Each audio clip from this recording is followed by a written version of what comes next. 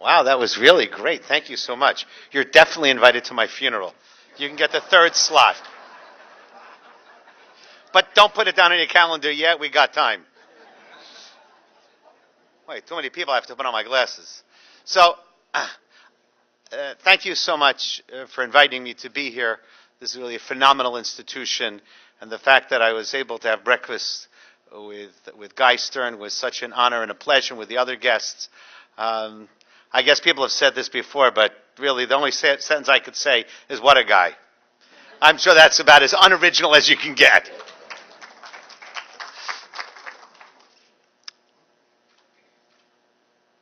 Why should there be any Jews left in Poland? Good question.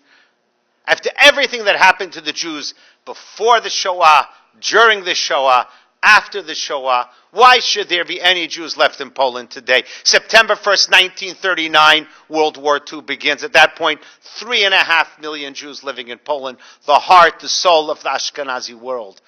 5 years later, 90% of those 3.5 million Jews no longer alive, having been murdered by Germans and accomplices.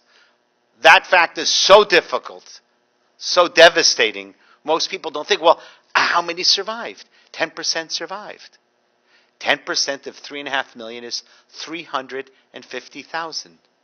There were 350,000 survivors, Jewish survivors in Poland after World War II. More Jews in Poland in 1946 than in England today.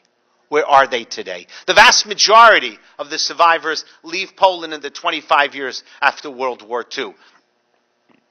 If you want to feel safe saying the statement, I am a Jew, it makes good sense to leave post-Holocaust, Soviet-occupied, communist Poland.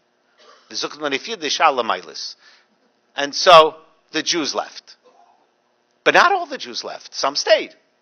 As in any human situation, not everybody does the same thing. And while a couple 100,000 Jews left, some tens of thousands of Jews stayed. And so it came down to stay Jewish, leave communist Poland, stay in communist Poland, stop being Jewish. To the extent often you didn't even tell your children or grandchildren that you were ever Jewish. So the deep, dark family secret stays a secret from 1939 to 1989. 50 years of hiding. And then the impossible happens. Communism falls. It started in Poland, Gdańsk shipyards. By 1989, Poland was a democratic country. And now something happened that no one ever imagined.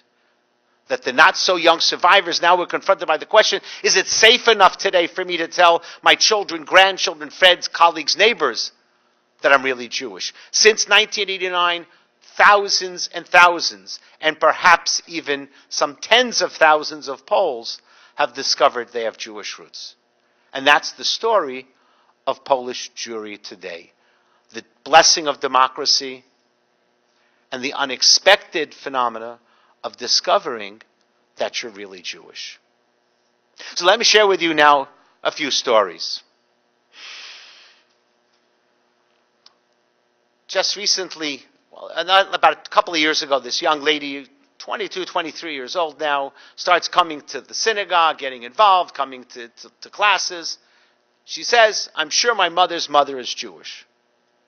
But she has no documents. She's looking for 2 years for documents, can't find anything.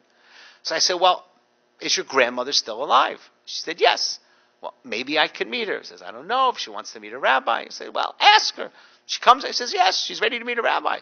So I said, come, bring her in. So I met her in my office, and I greeted her, and my first sentence was, after we did the greeting, said, did your parents ever tell you that you were Jewish?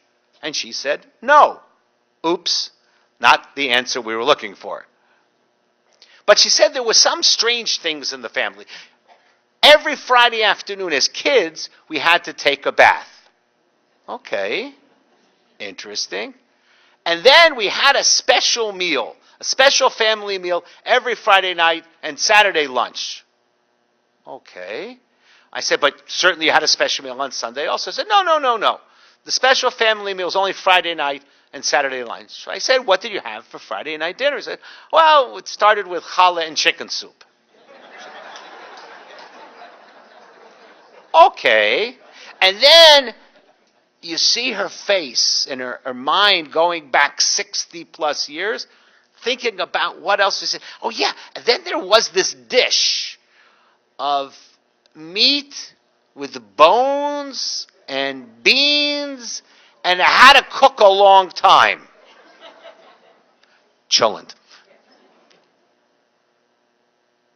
It's cholent. It's the cardiologist's dream.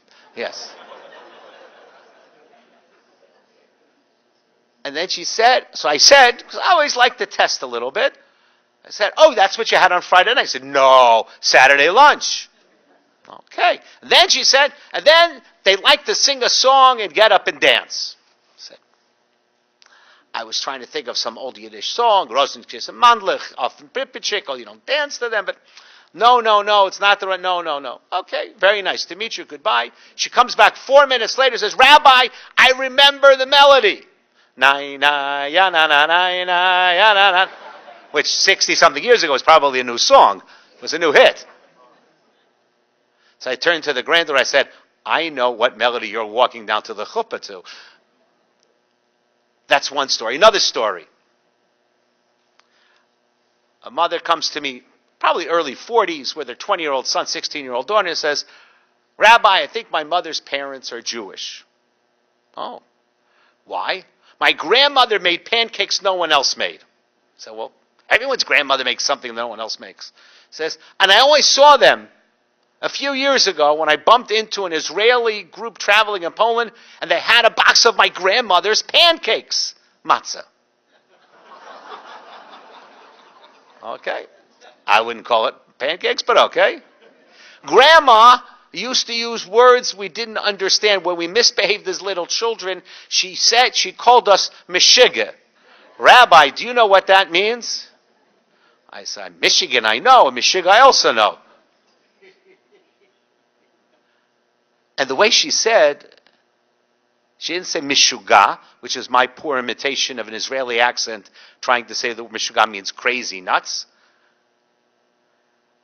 She said it's Meshiga, which is my poor imitation of an old Polish accent.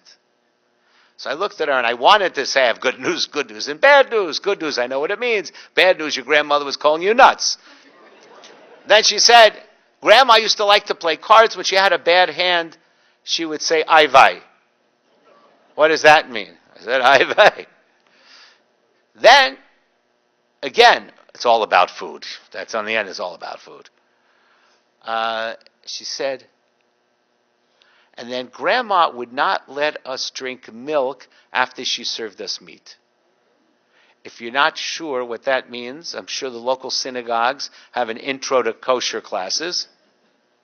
So here you have Grandma trying to pass on cultural, religious values, but still too traumatized to say, I'm a Jew. And so the woman looks at me and says, Rabbi, am I Jewish? And I said, well, in your case, I don't think there's any other rational explanation than yes. Matter of fact, in your case, I don't think there's an irrational explanation. But I said, today we're obsessed with documents. And I looked at the 20-year-old son, and I said, university students, I said, go try to find a document from the archives. He comes back a few months later, his great-grandmother's birth certificate, first name, Ruchalaya.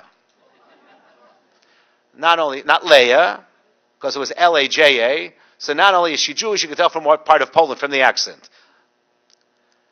And that's, as I like to refer to, that's what we refer to in rabbinic terms as a slam dunk.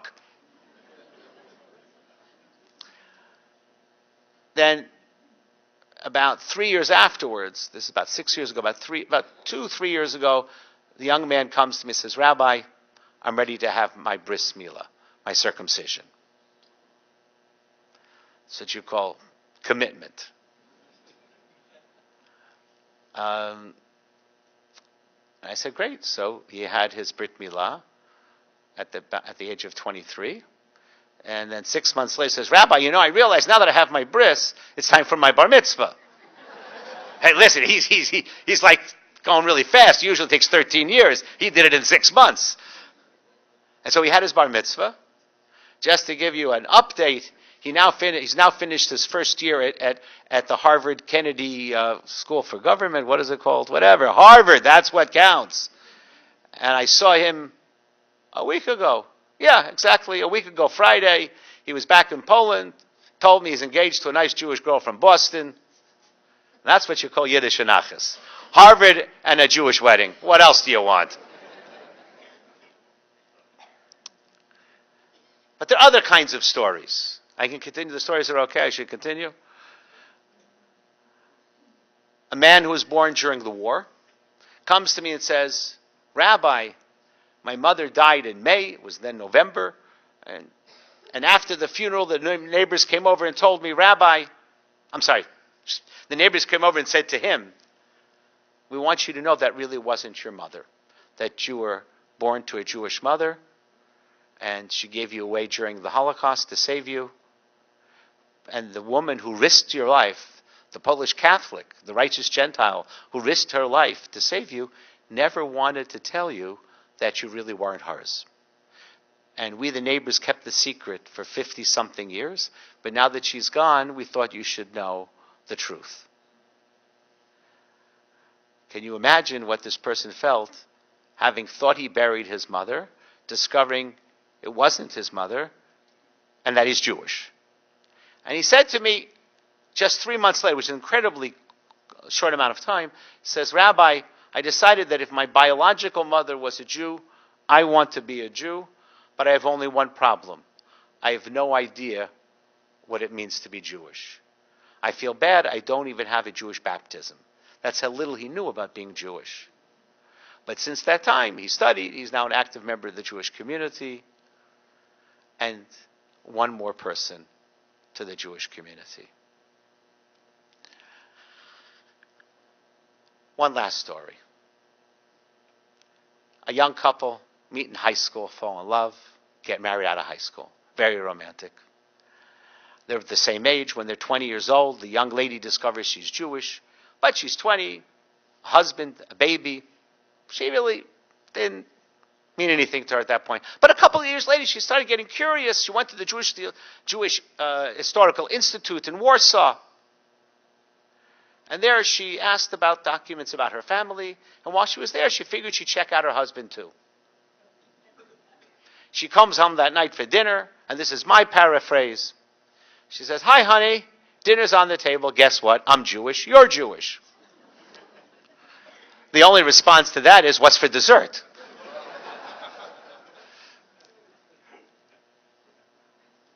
And then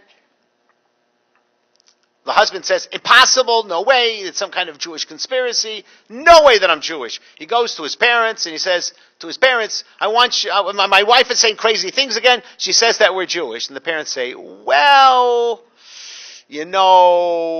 actually she's right. And his reaction, you'll understand in a moment why, his reaction was very negative. And as he relates, don't try this at home, he went on a 3-day drinking binge. And when he woke up, unclear how much time later, he decided that if he actually was Jewish, that he should learn what it means. And today, both he and his wife and his 2 kids are active members of the community, actually quite observant. So far, the story is boring. The interesting part is when they fell in love in high school, the romantic time, they were both skinheads, neo-Nazis. So it's very romantic. Two neo-Nazis meet each other, fall in love, and then one after the other discover they're Jewish, and now they're from, it's what I like to call, from skinheads to covered heads.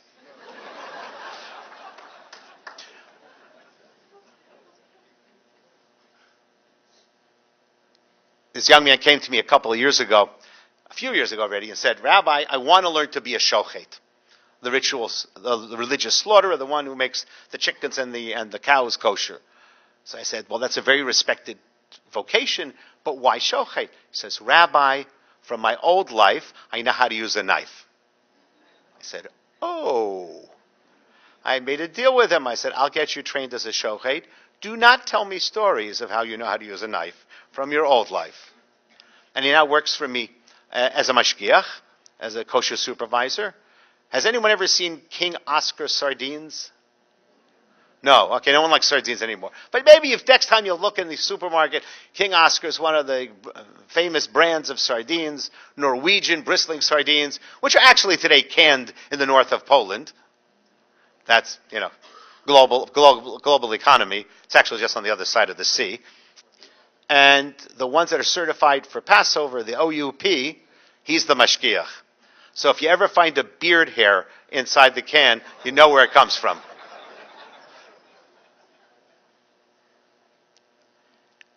And so, inevitably, someone's going to ask me, so how many Jews are there today in Poland?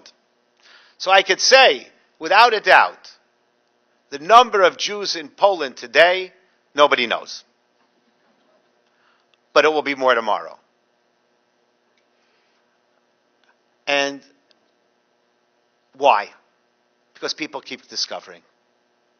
This young man, former skinhead, now mashgiach, almost shochet, has 3 brothers. And each of them, and he's the only one that's coming to the synagogue. But the other brothers are kind of aware and thinking about it. If there are 3 words you remember about the contemporary Polish Jewish community, the 3 words are work in progress. Work in progress. The more we do, the more they come back. It is not a static situation. No Jewish community is static. Any community is static. But particularly in Poland, where the whole element of discovery, where the fall of communism created not only political, economic upheaval, but also social upheaval. So more things are possible. More things are fluid, even though it's already 27, 28 years.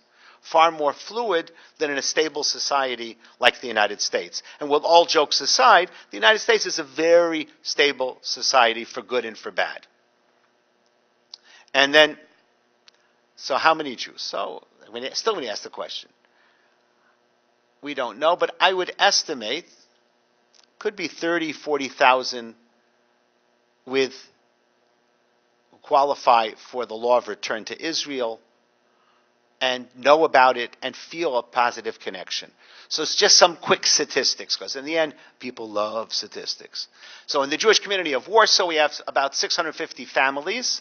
650 families, comparing to about 4 or 5 years ago when it was 250 families. And that's not immigration. That's all people that were in Poland all the time who are now identifying as Jews. Far more important is the fact that the median age of our members have gone from 4 or 5 years ago, about 65 years old, to now under 40. So I'm often the oldest person in shul, and I ain't that old. I'm sorry, I'm not that old. Another statistic, birthright. I think probably most of you have heard of Birthright, the program whereby young Jewish adults can go to Israel. From Poland, we have sent over the past 15 years close to 700 young Polish Jews to Israel on Birthright.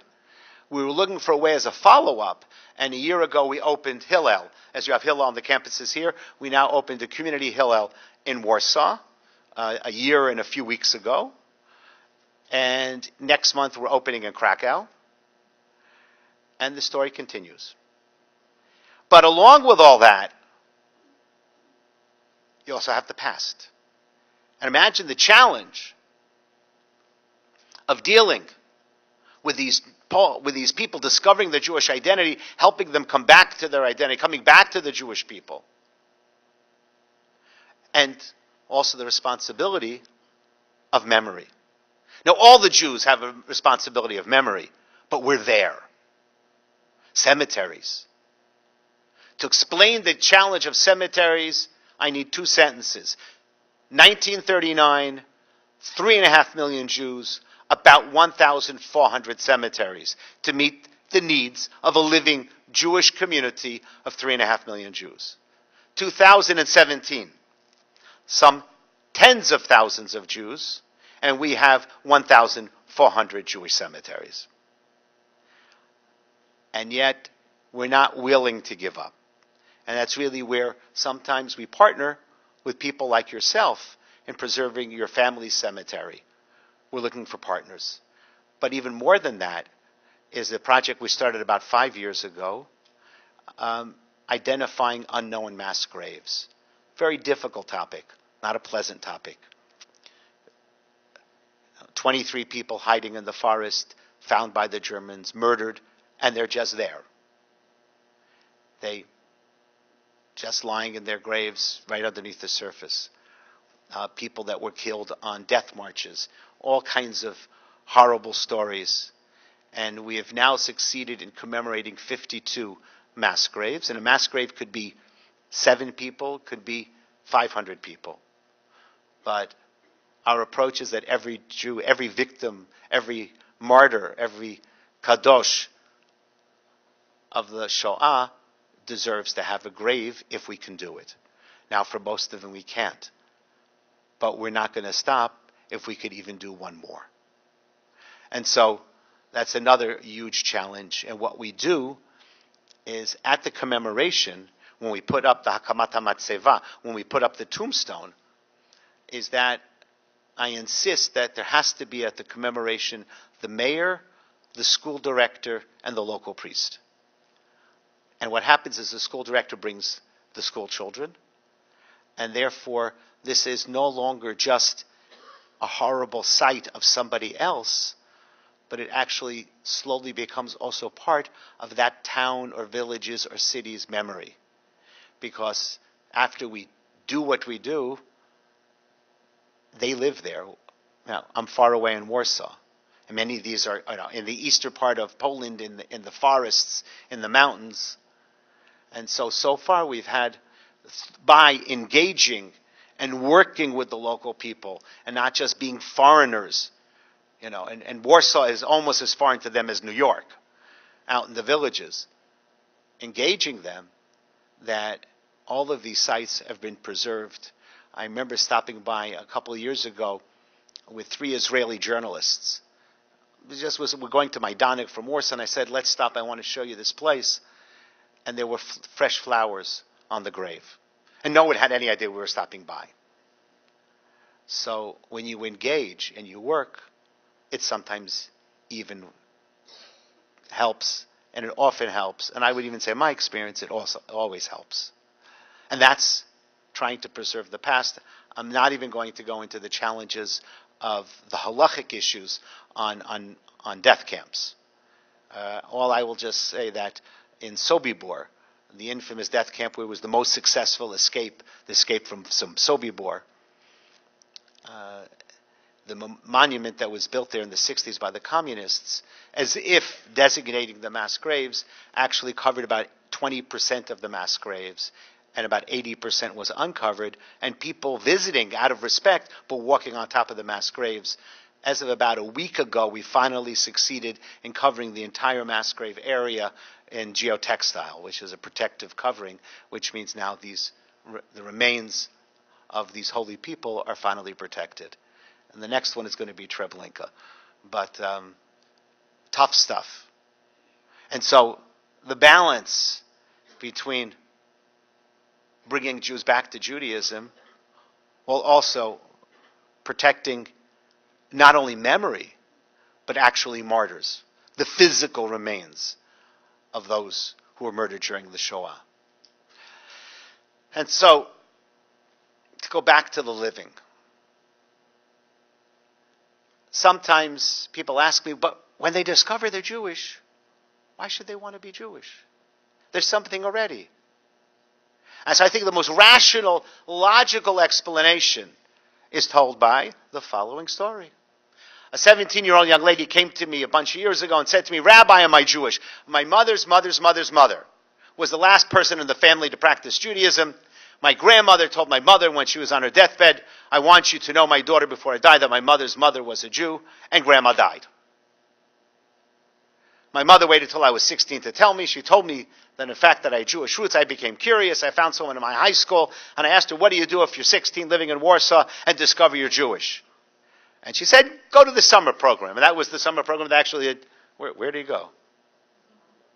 Yeah, he was there before. Okay. That was the summer program that I was running. And she came to the program and she told me that she felt something come alive in her that she never felt before. She felt something come alive in her she never felt before. Das Pinta Leid, Hanitzotz Hayudi, the spark of the Jewish soul. So if you want to understand the most simplistic, rational answer why these people want to be Jewish today, those with Jewish roots, when they discover it, the most rational, logical answer is Das Pinta Leid, the spark of the Jewish soul. To put it in tough terms, we cannot change the number of Jews killed during the Shoah. We can change the number of Jews lost to the Jewish people during the Shoah, and that is what we're doing in Poland. Imagine if in 1652 we could have gone back into Spain, into Portugal, 60 years after the expulsion, 55 years after it began in Portugal. If we could have gone back into Spain and Portugal and worked with the grandchildren and the great-grandchildren of the original Anusim, of the original Marranos, those Jews who stayed and hid their Judaism. Imagine how many more Jews would have come back to the Jewish people. Yet we never had the chance. And still, 500 plus years later, we read stories about somebody in New Mexico lighting candles on Friday night, not knowing why, in New Mexico, in Peru, or in Portugal and Spain. We are not 500 years later in Poland. And the only obstacle to help these 21st century Anusim to come back to the Jewish people, the only obstacle is our own will to help. Thank you.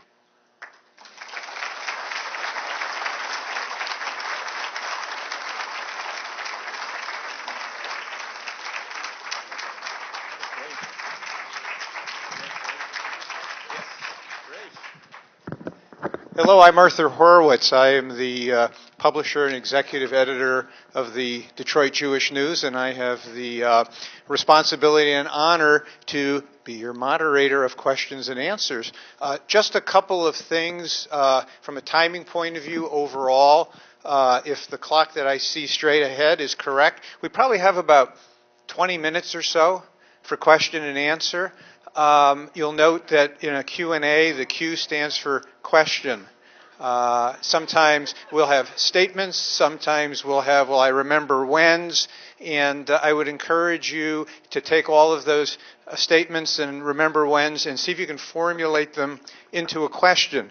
And also, given that I'm hopeful that we'll have a number of questions for Rabbi Schudrich, that if you can be concise, and my hunch is you may get a few stories, a few more wonderful, interesting stories in terms of responding to your questions. You'll see directly in front of me Robin Axelrod from the Holocaust Memorial Center, Zuckelman Family Campus, with a microphone. And you'll see from Wayne State University, Gina Horowitz, a.k.a. my wife, who has a microphone. So we'll try to do this as best, as orderly as possible. And if you do have a question for the rabbi, if you could just please raise your hand, and we'll start the process with the microphones. And Rabbi, please, I think you're going to be better served here, and I'll just be your sergeant at arms off to the side. Okay. But I just want to say, I want to apologize that I need to leave pretty much right after we finish, because I'm going down to visit my mom in Delray Beach, and I have a flight. So I'm cutting a little close to the flight, but I hope everyone appreciates it's a big mitzvah. Thank you, Rabbi. We know that there was a huge amount of anti-Semitism in pre-war Poland. It existed post-war Poland. Can you talk about the level of anti-Semitism as it exists today? Thank you. The level of anti-Semitism in Poland is at the unacceptable level of the rest of Europe, except in certain countries where it's worse, like France, Belgium, Holland, Scandinavia, Greece, Austria, Spain. Did I miss any? Hungary. No, Italy is not so bad. It's mixed. Why? Why do we think that anti-Semitism should be so bad? Exactly what you said. It was bad before and even after the war.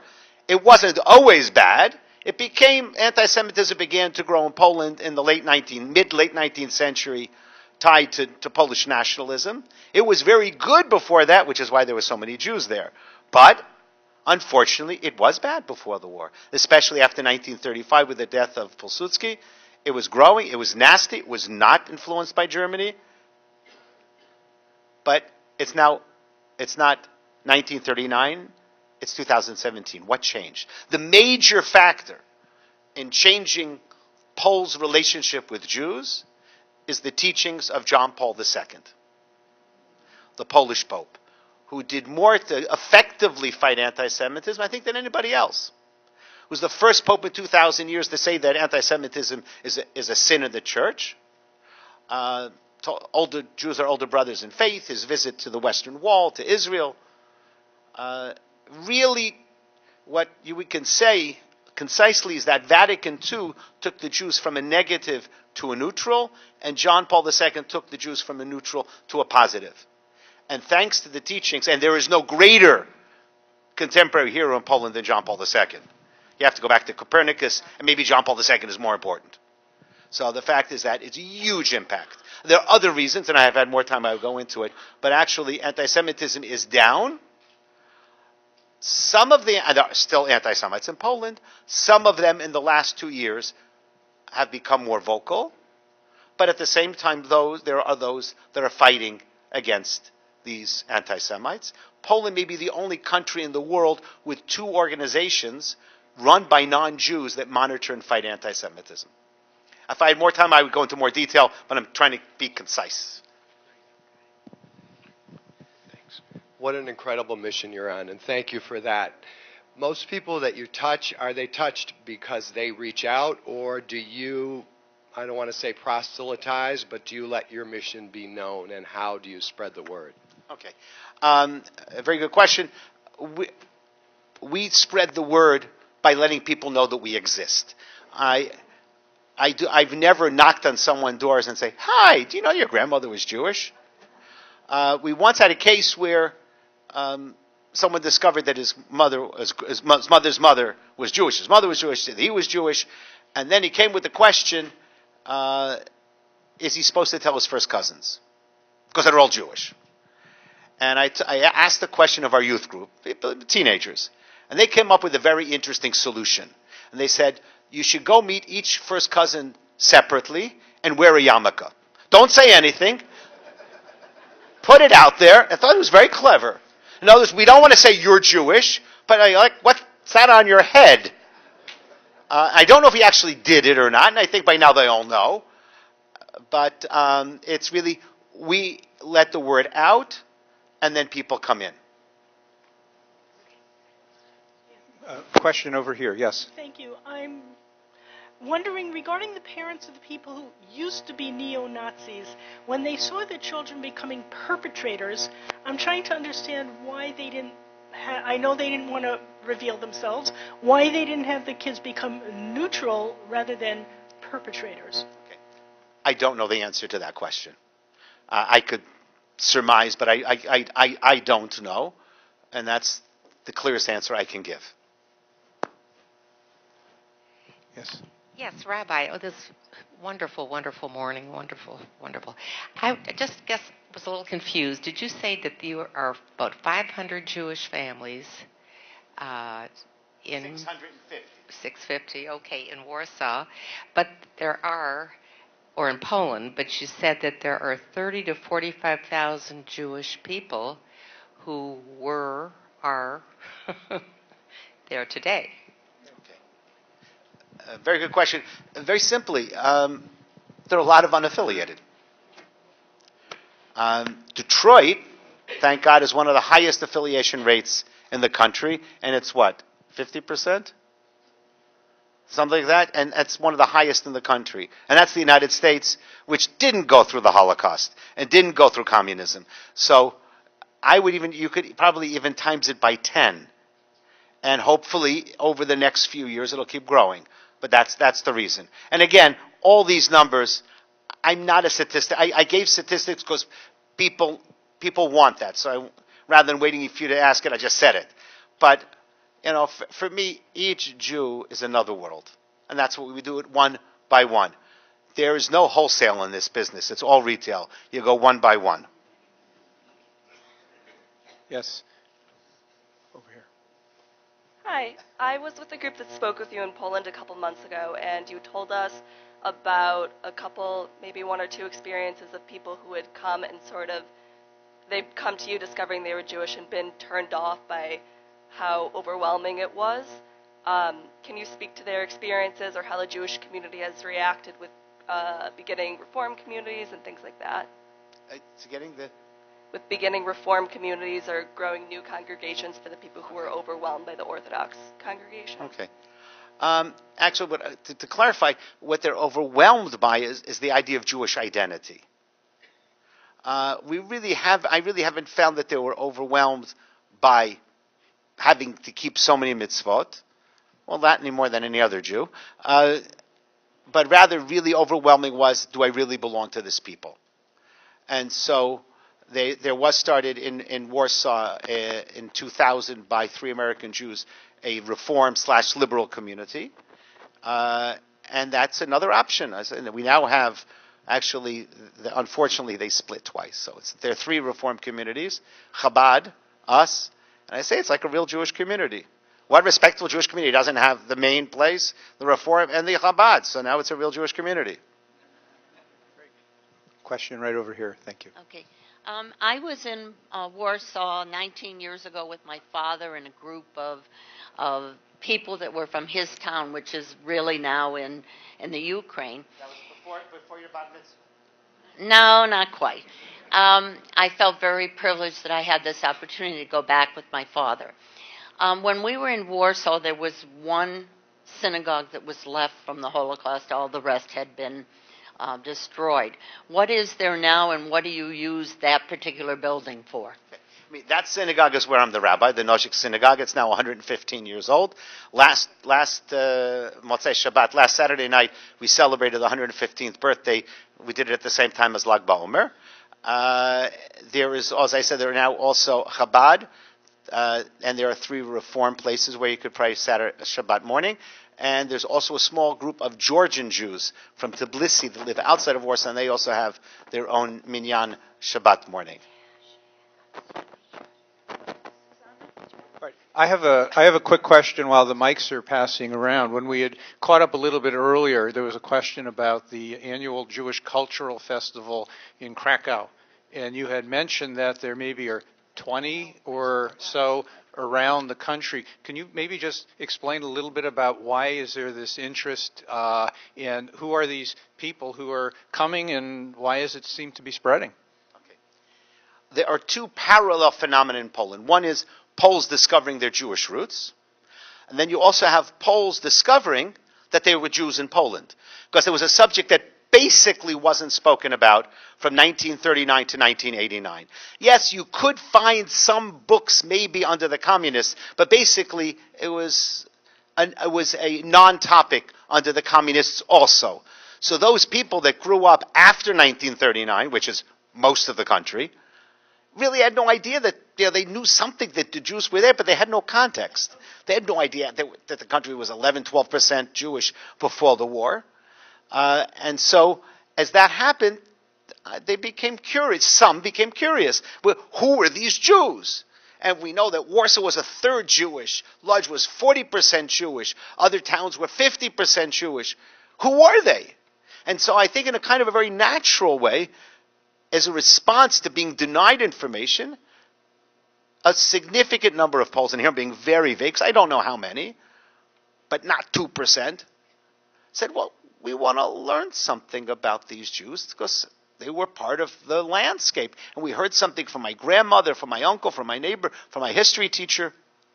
And part of the outcome of that are now Jewish cultural festivals in a bunch of places. I said 20. I should really get the right number. But it's not 10.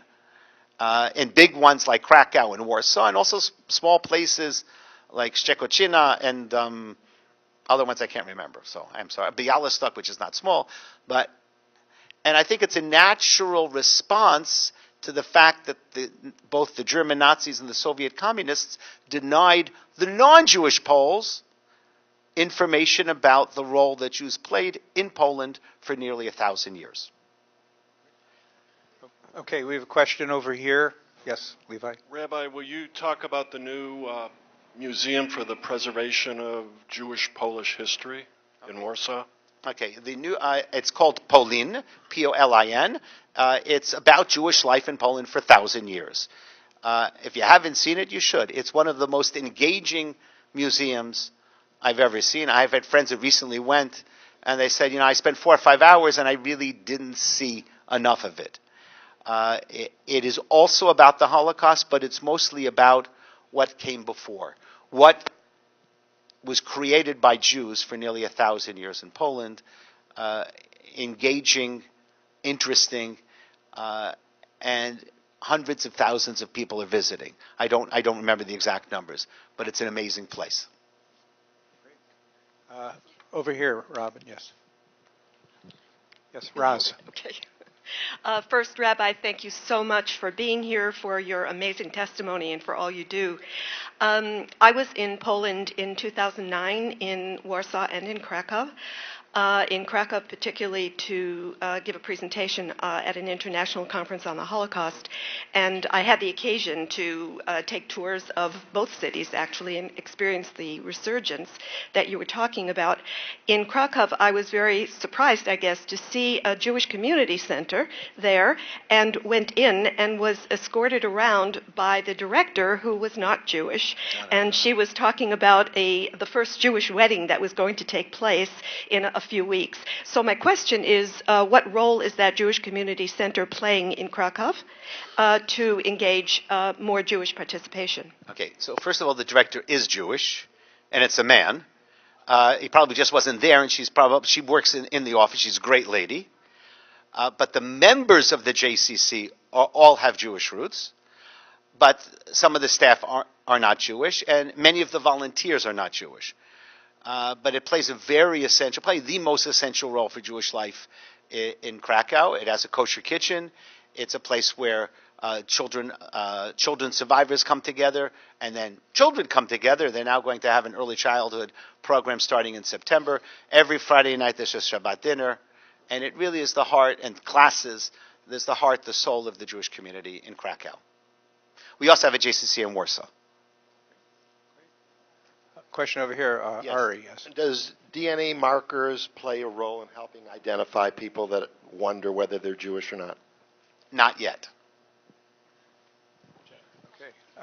Robin over here. Yes. Rabbi, could you comment on the role of Prince Charles in enhancing Jewish life in Krakow and the JCC? Okay, so Prince Charles came to Krakow some years, probably like 10 years ago. As I said, I'm very bad. I'm not very historical. I'm far more hysterical. And he met with a few Jews in Krakow and says, "What do you need?" And they said, "We need a Jewish community center." He went back and spoke to one of the leaders of the Jewish community in London and said, "What do we do?" And they put them in touch with the Michael, Jewish Welfare, World Jewish Relief, which is kind of like the British JDC, and they put together the money. And Prince Charles also contributed. I do not know how much he gave, but he gave his name, which is far more important than any kind of financial contribution he may have made. And he came for the opening. He was right.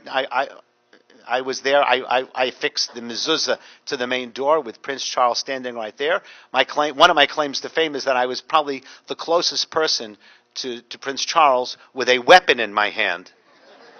This hammer. Not that I would have wanted to use it. He's a nice guy. But yes, that's it really. He was. And actually, I had the occasion to see him a couple of years later. And I said, I thanked him, and I told him, because of you, we're now opening a JCC in Warsaw also. At least I made him smile. Well, I'm going to cut in for 1 second, do not quite a Sean Spicer imitation with a motorized podium, but my colleague here in Saturday Night Live. you did, yes, in Warsaw. But my colleague here from the Polish Daily News, correct? Correct. And I will maybe we can get a microphone. 1 second, we'll get Robin over here. Thanks.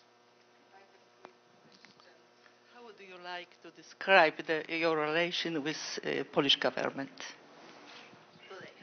How would I like to, or how would I like to? Okay, the current government is a nationalist government, but in my experience, there is something called the government, but really what it is, it's composed of individuals. And in any government, when you have to deal with the government, the key is to find the individuals that you can work with. And while there are some people in this new government that I don't have a relationship with, there are others that I do. And I found a common language with some of them. And I work with those that I found a common language with. And on some, surprisingly to some, on the area of Jewish cemeteries, they're very good. So my philosophy always is when you want to partner with someone, let's partner on an area that you're interested in. And from that, we can grow to other things. Yes, question here in the back. Yes. Rabbi, thank you for coming. I'm glad to follow the question about the Polish government. Can you comment on any progress in getting the Polish government to return nationalized assets to their rightful owners? Yes, zero.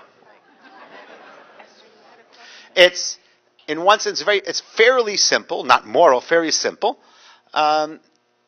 Any government, first of all, most of the property will go to non-Jews. Because also non-Jews can't get their property. You have to go to court, and either you win or you don't win. Now, people, Jews and non-Jews, are winning in court, and then they get back 100%. But the difference is the court makes the decision, and not the government or the parliament. A parliament that will vote in a law that's going to get, let's say, 80% of the population to increase their taxes to pay for 20% is not going to win the next election.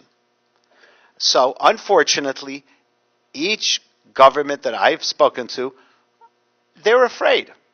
And they say, let the courts give it back. There's no political risk. And so, until such a time where there is a grassroots recognition that restitution is costing the Polish people anyway a lot of money, or the same amount of money, and that by going to the courts, it's going to cost them the same, more or less the same thing as creating a restitution law. And when they see it's the same amount of money, then they could do the moral thing. I'm not sure there's a chance. Great. We have time probably for about 2, maybe 3 questions before I bring up Dr. Stern to close us. So, Robin, hang on to the microphone, and yes, question, please. Yeah, my question is, I myself am a Holocaust survivor. What is the sense in building Jews in Europe when you see you have a lose battle? I am from Czechoslovakia, and the city where I lived used to be 4,000 Jewish people. Everything is gone. And I don't see any sense of continuing building something that going to be destroyed. Okay. A very important question, and thank you. I'm there because the Jews are there. Now, I see my goal as rebuilding Jews, and then they have to make the decision where they want to be. I am not committed to necessarily rebuilding the Jewish community if these people want to move to Israel. I'm actually a big Zionist.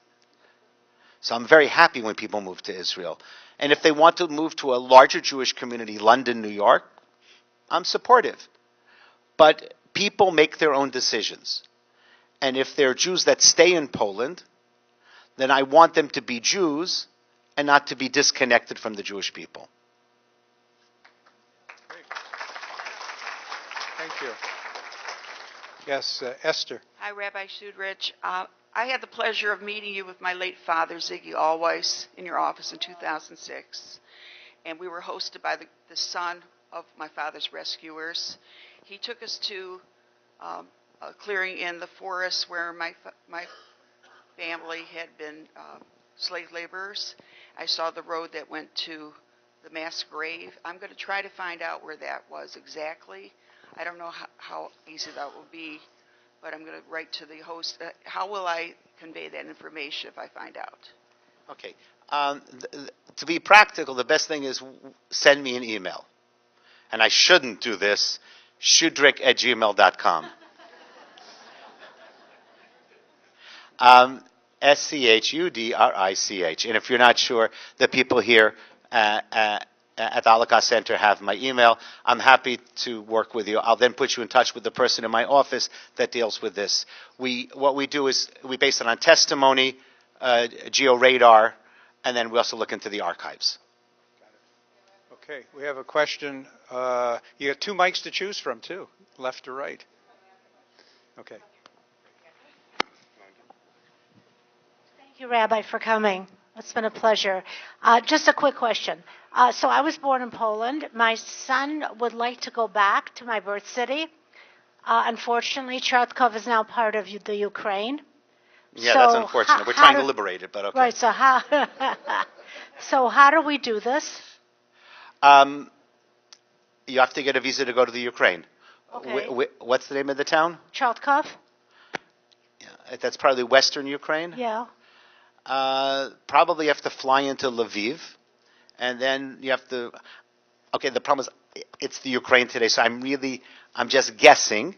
You have to find a contact in Lviv. Rabbi Mordechai Bald is the rabbi in Lviv.